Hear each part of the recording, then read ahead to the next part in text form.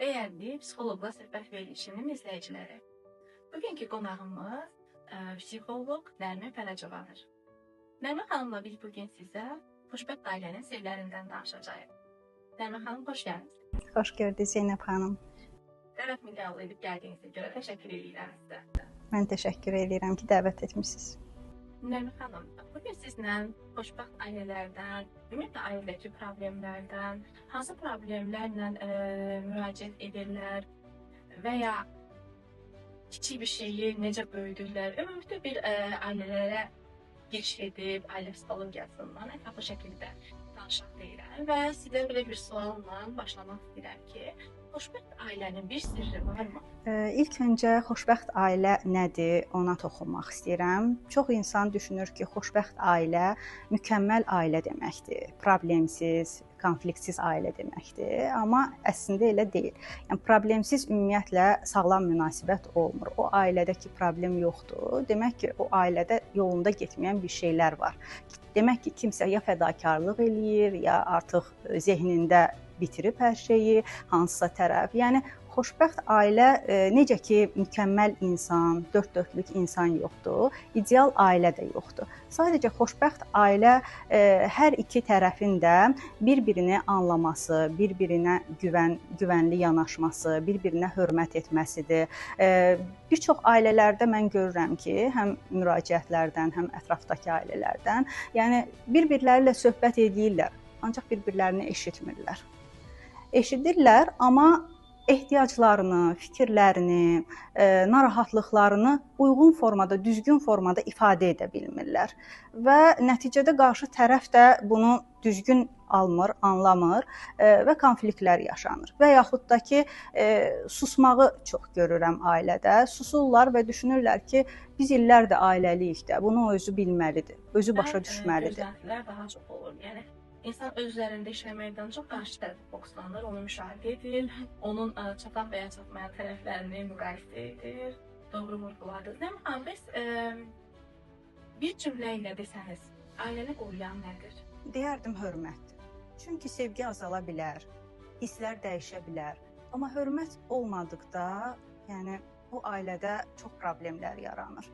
Amma hörmət olduğu təqdirdə hisslər dəyişsə belə, o ailəni zamanla bərpa etmək mümkün olur. Yəni bunu təcrübələrimdən də mən görürəm. Bəs belə bir sualla davam edək sizə. Bir ailənin köməyə ehtiyacı olması ilk hansı əlamətlərdə özünü göstərir? Yəni deyək ki, məsələn, bizi bugün izləyən cütlüklərimiz olar, gənc ailələrimiz olar və ya elə uzun ömürlü ailələrimiz olar ki, hansı əlamətlərdən tapa bilərəm ki, bizim ailədə bir dəstəyə ehtiyac var, artıq burada bir problem var deyə? Çox yaxşı məqama toxundunuz. Çox ailələr düşünür ki, psixoloqa o vaxt müraciət etməliyəm ki, gərək mənim ailəmdə böyük bir problem olsun. Və yaxud dilə gətirdikdə ki, biz psixoloqa müraciət etsək yaxşı olar və yaxud bizim psixoloqa bəlkə ehtiyacımız var. Qarşı tərəf deyir ki, burada nə var ki, biz özümüz həll edə bilərik də. Psixoloq nə bilir bizim problemimizi, nə bilir bizim yaşadıqlarımızı. Amma əslində elə deyil. Yəni xüsusi böyük bir konfliktin olması vacib deyil. Yəni mən ailələr müraciət edəndə soruşuram ki, məsələn, bu problem nə vaxtdan sizdə başlayıb? Hansı dönəmdə daha çox bu problemi hiss etməyə başlamısınız? Çox zaman deyirlər ki, illər əvvəldən. Elə biz yeni evlənəndə bizim aramızda bu və buna bənzər problemlər var idi. Amma gözləyirlər. Sanki nəyisə daha da yəni böyüməsini gözləyirlər və yaxud düzələcəyini gözləyirlər. Evet, fayda olmuşdu bir gün. Deyir, bəzən gənc ailələr ailə quranda konfliktlər, problemlər yaranır. Bizim də o böyüklərdən aldığımız məsləhətlər nələri eşidilir? Bir övladımız olsun, düzələcək. Bir-iki il keçsin, düzələcək. Bir-birinizə öyrəşəcəksiniz, düzələcək. Mən oxuduğum ifadə çox xoşuma gəlmişdi. Orada vurğulayırdı ki, problemli ailədə övlad dünyaya gətirmək, batan bir gəmiyə bir sərnişin daha almaq deməkdir. Yəni həqiqətən də orada öz psixologiyalarını normal vəziyyətə gətirib, ondan sonra övlad dünyaya gətirmək daha uğurlu və sağlam atılmış addım olar deyə düşünürəm. Siz necə düşünürsünüz? Razıyam sizinlə. Həqiqətən də çox zaman nəinki birinci övladı, ikinci, üçüncü övladı da ailəni möhkəmləndirmək üçün dünyaya gətirən ailələr az görmürəm. Hətta bəzən boşanmaya qədər gedir, çıxır, sonra müəyyən olunur ki, bunların yenidən bir övladları dünyaya gəldi. Yəni danışarkən də bildirirlər ki, yəni düşündük ki, bəlkə uşaq daha da bizi bir-birimizə bağlayar, möhkəmlədər. Amma halbuki, yəni həqiqətən də səbəb tam başqadır. Yəni burada çox zaman həqiqətən də ünsiyyət, söhbətin yoxluğunu görürəm və yaxud da ki, yanlış yöndə danışır. Əsasən problemlər üzərindən danışırlar ailələr, hansısa bir ehtiyaclarını, fikirlərini və bu da konfliktə səbəb olur, bir-birlərindən uzaqlaşmaya qədər gətirib çıxardır. Eyni vaqona minirlər, amma digər əks tərəfdən əyləşdikləri üçün eyni mənzərəni görə bilmirlər. Çox gözəl vurğuladınız Nərmin xanım. Həqiqətən də söhbət etmək, anlaşılmaq, hörmət bir ailənin ən möhkəm təməllərindən biridir. Belə bir sualla sizə davam etmək istəyirəm. İnsanlar münasibətlərdə, yenə bu cütlükləri də götürə bilərik. Elə ailədəki ata-oğul, ana-qız münasibəti, qaynana-gəlin münasibəti fərq etmir. Ümumiyyətlə, insanlar münasibətlərdə ən çox hansı səhvləri edirlər? Ən çox anlaşılmaq istəyirlər, amma anlamır. Həqiqətən də ehtiyacınız nədir deyə soruşanda deyirlər ki, istəyirəm məni başa düşsün. Anam, atam, sevgilim, həyat yoldaşım, övladım. Tamam, bəs siz onu nə qədər başa düşürsünüz? Mən onu başa düşürəm deyirlər, amma bunu hiss etdirmirlər. Və yaxud bir ata-övlad münasibətindən kiçik bir nümunə göstərim. Ata ilə ilk görüşümüzdə dedi ki, mən övladımla çox yaxşı münasibətim var. Yəni mənim ona münasibətim çox yaxşıdır. Onunla dost olmağı həmişə təklif eləyirəm, deyirəm nə problemin olsa gəl mənə denən, yəni çəkinmə. Mən də dinləyirəm, deyirəm, özlüyümdə düşünürəm ki, nə gözəl. Amma sonra yeniyetmə övlad girəndən sonra problemini danışanda deyirəm, bəs bu məqamda atan necə yanaşır, necə münasibət göstərir, dost kimi yanaşırmı sənə? Deyir, yox. Yəni deyir dostam, amma bunu göz ağardaraq, yəni barmaq silkələyərək deyir. Baxın, mən həmişə bildirirəm ki, ünsiyyətdə söz yalnız 100 üzərindən 30% təşkil edir. Qalan 70% bu bizim bədən dilimiz, mimikamız, jestlərimiz, səs tonumuz, sözlər, cümlələr arasındakı aralıq, intonasiya, bunlar hamısı bir yerdə 100% ünsiyyəti təşkil edir və biz bunu sinxron şəkildə qarşı tərəfə ötürə bildiyimiz halda o bu mesajı doğru düzgün ala bilir. Amma 30%-ə başqa bir şeyi yükləyib, yəni 70% başqa formada siz təqdim edirsinizsə, təəssüf ki, bunun effektivliyi o qədər də olmur. Ona görə çalışmaq lazımdır ki, sözlə, yəni ötürdüyünüz bədən dili üst-üstə düşsün. Yalnız o məqamda həqiqətən o güvənli bağ, güvənli ünsiyyət, uşağın ailəyə özünü aid hiss etməsi, özünü rahat, təhlükəsiz mühitdə hiss etməsini biz görə bilirik. Nərmin xanım, bəs buradan elə bir şey deyə bilərsiniz ki, yəni kaş ki bütün valideynlər bunu bilsəydi dediyiniz bir məqam olurmu və ya da varmı? Bəli, var. Yəni bir çox valideynlər günümüzdə düşünürlər ki, övladların ehtiyacları əsasən təhsildir, fiziki ehtiyaclardır. Deyir, mən əlimdən gələni onun üçün eləyirəm, hər şey etmişəm bu günə qədər onun üçün. Amma baxırsan ki, övladı ilə vaxt keçirdə bilmir. Vaxt keçirtməyə də gələndə deyirlər, söhbət eləyirik, vaxt keçirdirik. Amma əsas vaxtın kəmiyyəti deyil, keyfiyyətidir. Keyfiyyətli zaman keçirtmələrini istəyərəm. Yəni övladları ilə. Çünki bugün illər sonra onlar ya videolarına, ya uşaqların şəkillərinə baxanda kaş ki dedikləri məqamlar çox olur. Kaş ki o zaman daha fərqli yanaşardım. Daha çox vaxt keçirdərdim, daha çox öpərdim, qucaqlayardım, təmas edərdim. Ona görə yəni o anda belə deyim də indiki anın dəyərini bilmələri, yəni sabah kaşkiləri minimuma endirmək üçün bu gün əllərindən nə gəlir onu etmələrini tövsiyə edirəm. Və bir şey qeyd etmək istəyirəm ki, mən ailələrə də deyirəm. Yəni övladın 3 valideyni olur. Anası, atası, bir də ana ilə atanın münasibəti. Yəni biz görürük ki, bəzən valideynlər deyir ki, biz bunu uşağa hiss etdirmirik. Yəni öz aramızdadır. Amma elə deyil. Uşaqlar bizim emosiyalarımızdan hər şeyi hiss edirlər. Ola bilsin detallı vəziyyətin nə olduğunu bilməyə bilərlər. Amma mütləq dərəcədə, çünki hər birimiz insanıq. O emosiyaları biz nə qədər gizlədə bilərik. Hətta daha çox uşağın üzərinə tökür valideynlər hisslərini, aqressiyalarını. gücləri övladlarına çatır çox vaxt. Ona görə də yəni çalışmaq lazımdır ki, necə övladın qayğısına qalırsansa, eyni zamanda ən azından övladınız üçün o münasibəti sağlam tutmağa çalışmaq lazımdır, vacibdir. Nərmin xanım, o zaman belə bir sual verəcəm sizə. Biz Nərmin xanım, psixoloq Nərmin xanım kimi tanıyırıq. Bəs Nərmin xanım ailəsində övladlarına da psixoloq kimi yanaşır və yaxud da psixoloq olmağınız ailə münasibətlərində müsbət təsir edir, yoxsa mənfi təsir edir? Ki, normal bütün ailələrdə siz bayaq da dediniz, sağlam ailədə konflikt olmalıdır.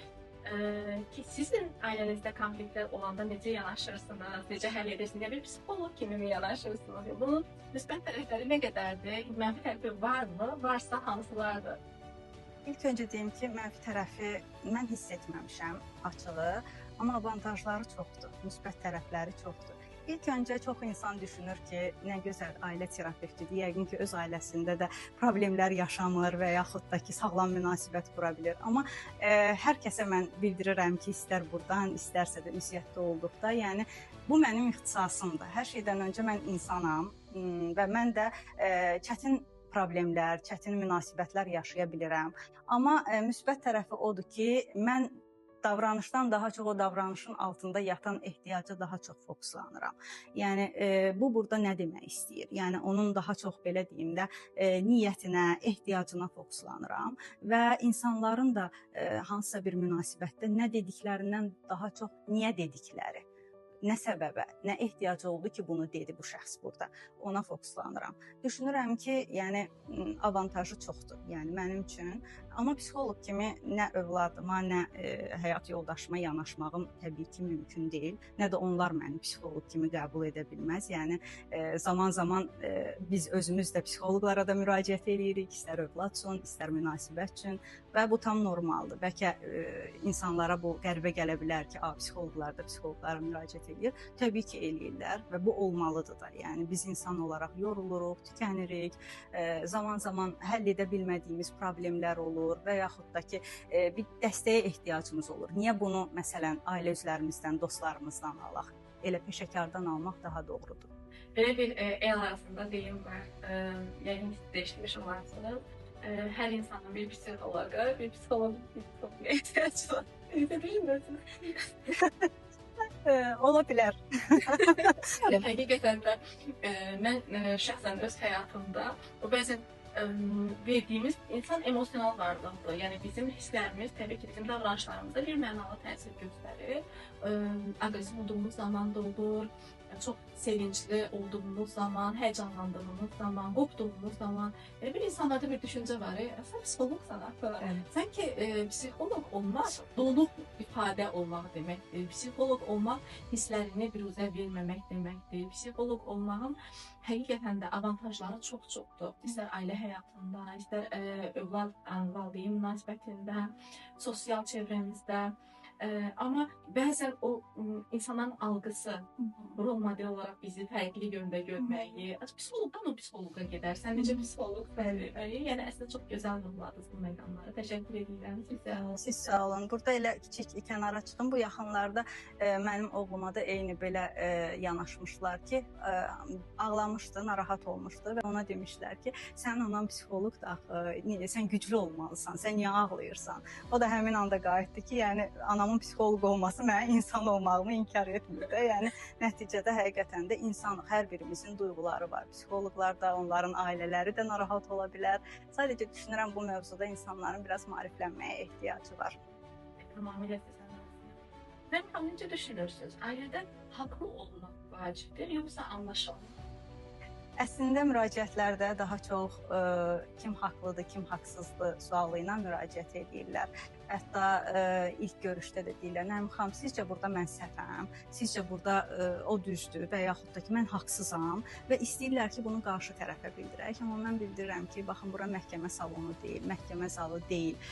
Haqlı, haqsız axtarmaq bizə bir şey verməyəcək. Yəni, düşünün bir münasibət, orada davamlı bir problemlər olur, münaqişələr olur, həmişə də siz haqlısınız. Yəni, nə dəyişəcək sizin üçün? Xoşbəxt olacaqsınızmı?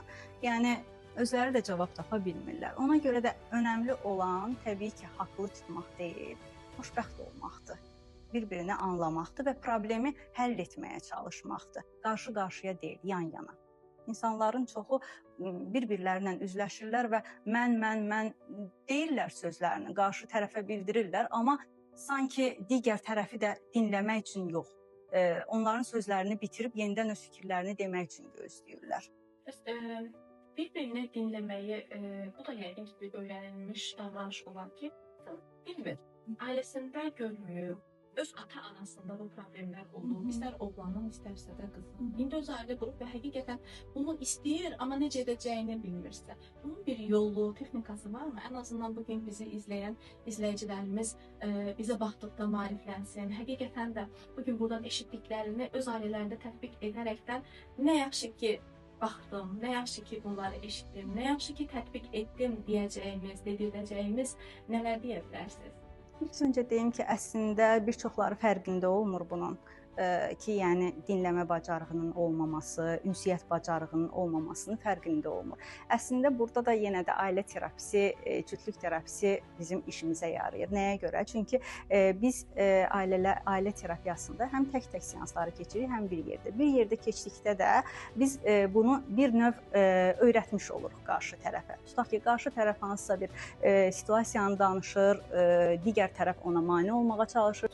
Burada həqiqətən də bir problemlə müraciət edən ailə var və cütlük şəklindədirlər. Hansı texnikanı həvə zamanlar edirsiniz ki, bir-birini dinləmə bacarığı varsın? Əslində problemə və cütlüklərə görə texnikalarımız dəyişir. Yəni konkret bir hər ailə ilə işləyəcəyimiz texnikalar deyə bir şey yox. Rəngin xanım burada deyir ki, əgər terapiya istəyirsinizsə müraciət etməlisiniz. Amma mən sizin üçün birini ikisini burada almamış yola salmayacağım. Rahat olun. Hər kəsə özəl yanaşılır. Yəni biz terapiyalarda özünüz də bilirsiniz, hər kəsin yol xəritəsi fərqli olur.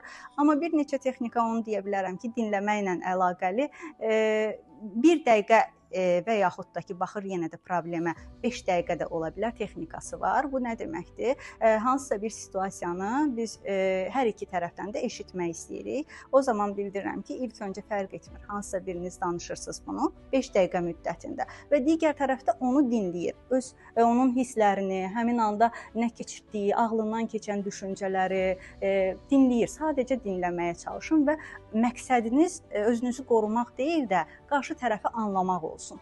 Çünki bu olduqda həqiqətən də empatiya qurur qarşı tərəf həmin insandan və düşünür ki, heç mən bunu bilmirdim sən belə hiss etdiyini və yaxud da ki, niyə bunu mənə deməmişdin? O da deyir, yəni mən deməyə çalışırdım, sən eşitmirdin, dinləmirdin. Yəni məqsəd deyirəm ki, əsas məqsədinizdir. Məqsəd qoyun ki, mən nə olur olsun onu anlamağa çalışım. Öz pəncərənizdən deyil, qarşı tərəfin pəncərəsindən hadisəyə baxın. Adi bir situasiya olanda biz bunu tutaq ki, pəncərədən izlədikdə həmin situasiyanı, həmin məsələn deyim, bir qəza olub, pəncərədən biz ona baxdıqda o qəzanı fərqli formada görürük, amma düşüb aşağıdan izlədikdə tamam başqa şeylər görürük. Eynilə başqa tərəflərdən, başqa prizmalardan baxmağa çalışaq. Hətta bunu bir metaforla da çəkib göstərirəm ki, baxın, 6 çəkirəm, qarşı tərəfində siz oturmusunuz. Mənim gördüyüm 6-dır, sizin gördüyünüz 9-dur.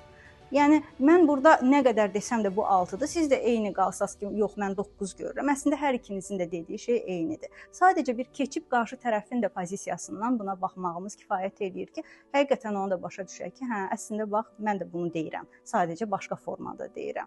Yəni bundan istifadə edirik. Bir də bizim cütlüklərlə, ailələrlə işləmək üçün bir sıra kartlarımız var ki, bu kartlar vasitəsilə də biz ev tapşırıqları veririk, ev ödəvləri veririk. Bu tapşırıqları da növbəti seansa qədər çalışırıq ki, cütlüklər işləsin, eləsin. Bu həm onların bir-birlərini yaxşı tanımasına, həm onların emosional bağlarının qüvvətlənməsinə çox-çox yaxşı təsir eləyir.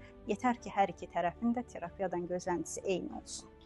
Nəmin xanım, təşəkkür edirəm sizə. Biz burada daha çox ailələrdə dinlənilmək, anlaşılma, konfliktlərin bu yöndə yarandığını dedik. Amma mənim müşahidələrim və müraciət edənlərdən gördüyüm, belə deyilsə, müraciət səbəblərindən mən cinsəl problemlərin olduğunu görürəm. Deyək ki, məsələn, xanımlarda vaginizmdən bağlı kişilərdə cinsi zəiflik olsun, bu da onların arasındakı münasibətə təsir göstərir deyə düşünürəm. Siz necə düşünürsünüz və ya sizə belə müraciətlər olurmu? Olursa, həlli yolu həqiqətən də terapiya aldıqdan sonra keçə bilirmi? Çünki bəzən bu problemi bilirlər, amma maariflənmədikləri üçün məlumat azlığından heç müraciət belə etmirlər və ya düşünürlər ki, bu məsələlərlə necə müraciət edərəm, heç kim bilməsin, amma həqiqətən də onların ailəsindəki problemi bir-birinin münasibətindən tutmuş, iləride valideyn olmaq istəklərini məhdudlaşmağına qədər gətirib çıxara bilir ki, həqiqətən də maariflənmə nə qədər çox olarsa düşünürəm, o qədər sağlam ailələrimiz olar, sağlam övladlar dünyaya gələr. Çox xahiş edirəm sizdən bu yöndə də bizə biraz məlumatlar vermiş olsanız. Bəli, razıyam. Cinsi münasibət, cinsi həyat ailənin təməli deyil, amma ailənin əsas hissələrindən biridir ailə münasibətinin. Biz görürük ki, hər biri bir-biri ilə əlaqəlidir. Cinsi həyatda bir problem olduqda mütləq təməl münasibətə təsir eləyir. Eyni ilə də münasibətin özündə problemlər olduqda bu da mütləq cinsi həyata təsir eləyir. Hətta bəzən ailə problemi ilə müraciət edənlərdə biz görürük ki, altda yatan səbəb əslində cinsi problemlərdir, cinsi narahatlıqlardır. Sadəcə cütlüklər nəinki ətrafla, heç öz aralarında da bunu açıq şəkildə müzakirə edib danışmırlar. Mənim aldığım məlumatlarda, yəni siz həm də cinsel terapistsiniz. Bəli. Nə gözəl. O zaman biz həm ailə terapistimiz, həm cinsel terapistimiz Nərmin xanımdan dəyərli fikirlər alırıq hal-hazırda. O deyir, ekrana yad əyləşin, zəhmət olmazsa. Bəli, yəni cinsi problemlər çox təsir eləyir. Ümumiyyətlə qadınlarda cinsi istəksizlik, anorqazm, vaginizm, kişilərdə erkən boşalma, ereksiya problemləri, bunlar həqiqətən də həm psixoloji problemlər bunlara səbəb ola bilir. Eyni zamanda da bunlar da psixoloji narahatlıqlara gətirib çıxarda bilir. Bir-biri ilə sıx əlaqəlidir. İlk öncə biz burada həkimə getməsini tövsiyə edirik. Tərəflərdə hansısa problem varsa, əgər həkimdən sonra bizə müraciət ediblərsə və psixoloji problemdirsə, bəli, biz bunlarla işləyirik və kifayət qədər də uğurlu nəticələrimiz olur. Nərmin xanım, belə bir sualla davam etmək istəyərəm. Burada belə bir sual qeyd etmişəm ki, sizin özünüzə ən çox təsir edən müraciətlərdən birini yadınızdadırmı? Amma mən belə qorumaq şərtilə təbii ki. Bəli, etik qaydalara görə tam məlumatı vermək düzgün deyil, amma ümumi şəkildə əslində yadımda qalan müraciətlər çoxdur. Bir müraciət var idi. Pasiyentlər ailə problemləri ilə əlaqəli müraciət etmişdilər. Sonra bəylə danışanda məlum oldu ki, bəyin kənarda bir münasibəti var. Sadəcə xanımının bunu bilməsini istəmir, amma xanımının da belə münasibət yaşamasına qarşı deyil. Yəni bu həqiqətən məni təəccübləndirmişdi o anda. Yəni deyirdi biz ailəmizi dağıtmayaq, amma mən həyat yoldaşımdan uyğun biri deyiləm və mən bu münasibətdən də vaz keçməyəcəm. Burada da yəqin həmin şəxsin həqiqətən də bu davranışı etməsinə səbəb, sonra niyə belə davam etmək istəyir, itirəcəklərindən çəkinir, yoxsa bundan sonra qazanacaqları mı ona bu addımı atmamaq üçün qərar mı verdirir? Həqiqətən də çox maraqlı müraciətlər olur ki, düşünürəm siz hələ bu ailələrlə, cütlüklərlə olan müraciətlərdə çox fərqli dünyalara, çox fərqli baş bucaqlarına, çox fərqli adət-ənənələrə, adət-ənənələrlə tanış olursunuz, görürsünüz. Həqiqətən də o deyir, hər bir ailə fərqli bir dövlətdir. Bunu təsdiqləyirmisiniz terapiyalarınızda? Bəli. Həqiqətən də elədir. Hər bir ailə fərqlidir, fərqli dəyərlər sisteminə sahibdir. Nəinki ailə daxilindəki bu cütlüklər, hər birinin baxırsan ehtiyacları, istəkləri, gözləntiləri tamamilə fərqlidir. Bayaq qeyd etdiniz, daha çox nələr yadınızdadır. Mənim yadımda qalan, belə deyim də, pasiyentlərdə daha çoxluq olaraq həm də ailələrin, valideynlərin müdaxiləridir. Bir cütlük müraciət etmişdi. Qadın deyirdi ki, biz gecə yataq otağının qapısını bağlamaq istəyirəm, həyat yoldaşım buna icazə vermir. Həyat yoldaşının da icazə verməmə səbəbi onun valideyninin buna qarşı olmasıdır. Yəni bu da həqiqətən də təsirləndirib, həm də məni təəccübləndirmişdi və həyat yoldaşı da bunu tam normallaşdırırdı ki, burada nə var ki? Baxın, belə olan təqdirdə bizim yolumuz tıxanır. Çünki bir tərəf onu problem olaraq görür, digər tərəf isə onu normallaşdırır.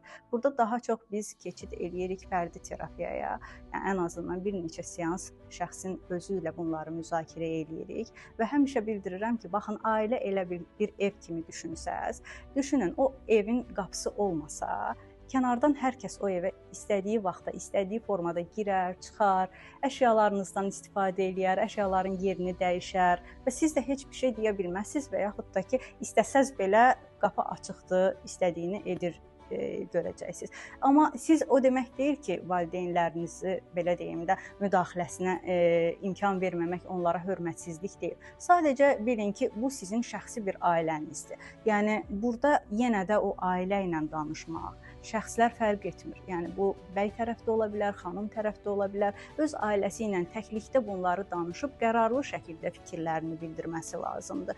Çox zaman görürəm ki, yəni tərəflər bunları heç müzakirə belə etmirlər ki, onsuz da faydası yoxdur. Yəni mənim anamın xarakteri budur, atamın xarakteri budur və qarşı tərəf də bunu bu şəkildə qəbul etməlidir, etsin. O dəyişsin, o qəbul etsin, biz hər şey yaxşı olacaq. Amma bu da nə qədər qəbul olunan bir şeydir. Bu zaman yəni faydalılıq aşağı düşür. Ümumiyyətlə seçim fərqləri var da. Yəni gələrkən pasientlər 3 seçimlə gəlirlər. Bir qrup pasient gəlir ki, məndə bir problem yoxdur, qarşı tərəf dəyişsin, o ağıllansın, dırnaq içində desəm, o problem yaratmasın, hər şey düzələcək. Bir qrup dəyişmə açıq olur. Yəni deyir, nə ehtiyac varsa, mənim nə problemim, nə sözünüz varsa, səhvim varsa deyin. Həqiqətən belə cütlüklər də olur. Bir tərəfdə də ayrılmaq məqsədi olur. Bir də dördüncü durum, vəziyyət var ki, bu da qərarsızlıqdır. Bəzən tərəflər qərarsız olurlar, ayrılmaq yoxsa davam etmək. Amma bəzən insanlar düşünür ki, hə bunlar cütlük terapisinə getdilər, ayrıldılar. Yəni bunu faydasız kimi görürlər. Amma əksinə bəzən cütlük terapiyasına gələrək o ayrılma dönəmini daha da sürətləndirmiş olurlar. Çünki zaten terapiyaya gəldikdə onlarda demək olar hər şey illər öncə bitmişdi. Yəni terapist sadəcə real və şuurlu qərar vermək üçün onlar üçün bir şərait yaradır, bir münasibətlərinə ayna olur, belə deyim. Nərmin xanım, bugün bizi izləyən ailələrə nə tövsiyə edərdiniz?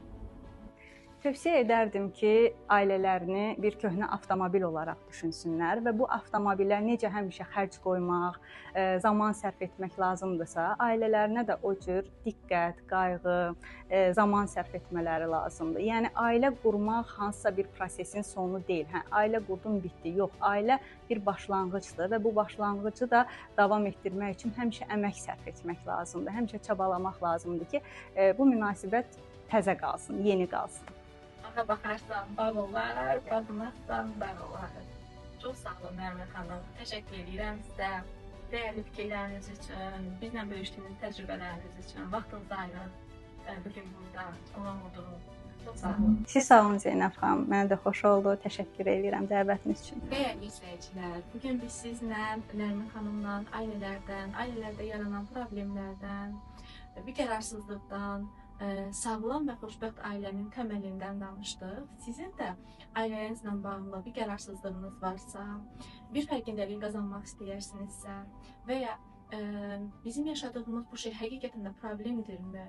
Mən heç onu belə bilmirəm. Dediyiniz suallarınız varsa şərhlərdə qeyd edin. Hər biri bizim diqqətimizdə olacaqdır. Sağ olun, özünüzə yaxşı baxın.